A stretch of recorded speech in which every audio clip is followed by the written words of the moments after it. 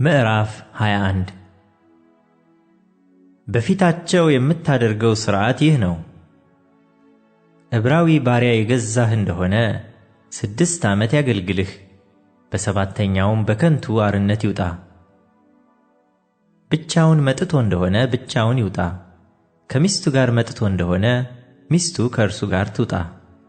ጌታው ሚስት አጋብቶት እንደሆነ ወንዶች ወይም ሴቶች ልጆች ብትወልድለት ሚስቱና ልጆቿ ለጌታው ይሁኑ፣ እርሱም ብቻውን ይውጣ።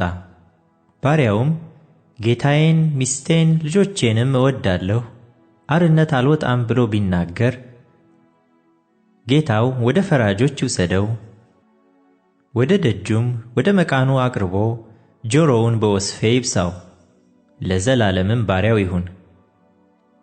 ሰውም ሴት ልጁን ለባርነት ቢሸጥ ባሪያዎች እንደሚወጡ እርሷ አትውጣ።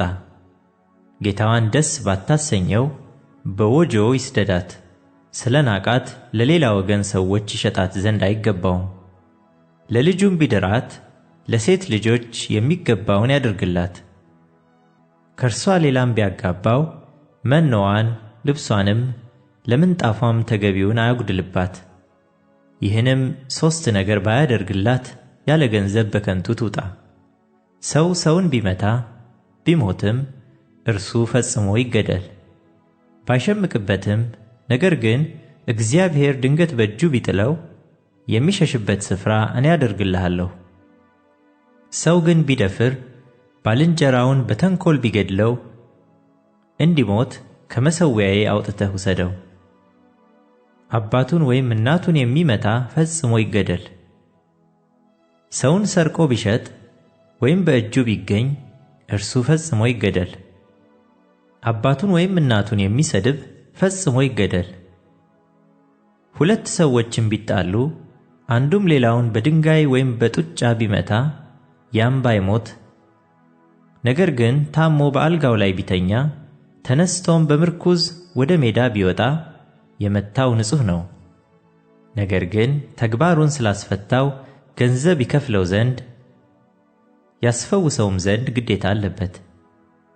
ሰውም ወንድ ባሪያውን ወይም ሴት ባሪያውን በበትር ቢመታ ቢሞትበትም ፈጽሞ ይቀጣ። የተመታው ግን 1 ወይም 2 ቀን ቢቆይ ገንዘቡ ነውና አይቀጣ። 2 ሰዎች ቢጣሉ ያረገዘችንም ሴት ልጁን እስክትጨነግፍ ቢገፏት ባትጎዳ ግን የሴቲቱ ባል የጫነበትን ያህል ካሳ ይስጥ። ፈራጆቹም እንደፈረዱበት ይክፈል።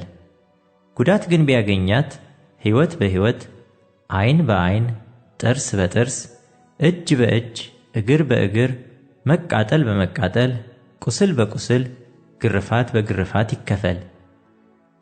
ሰውም የባሪያውን ወይም የባሪያይቱን ዓይን ቢመታ ቢያጠፋውም ስለ ዓይኑ አርነት ያውጣው።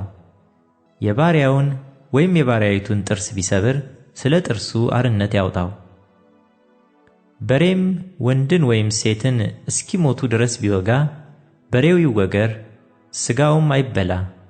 የበሬው ባለቤት ግን ንጹሕ ነው። በሬው ግን አስቀድሞ ተዋጊ ቢሆን ሰዎችም ለባለቤቱ ቢመሰክሩለት ባይጠብቀውም ወንድንም ወይም ሴትን ቢገድል በሬው ይወገር፣ ባለቤቱ ደግሞ ይገደል።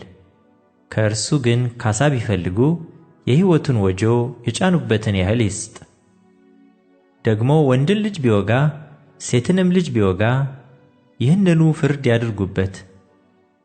በሬው ወንድ ባሪያ ወይም ሴት ባሪያ ቢወጋ የበሬው ባለቤት 30 የብር ሰቅል ለጌታቸው ይስጥ፣ በሬውም ይወገር። ሰውም ጉድጓድ ቢከፍት ወይም ጉድጓድ ቢቆፍር ባይከድነውም በሬም ወይም አህያ ቢወድቅበት የጉድጓዱ ባለቤት ዋጋቸውን ለባለቤታቸው ይክፈል፣ የሞተውም ለእርሱ ይሁን። የሰው በሬ የሌላውን በሬ እስኪሞት ድረስ ቢወጋ ደህናውን በሬ ይሽጡ፣ ዋጋውንም በትክክል ይካፈሉ፣ የሞተውንም ደግሞ በትክክል ይካፈሉ።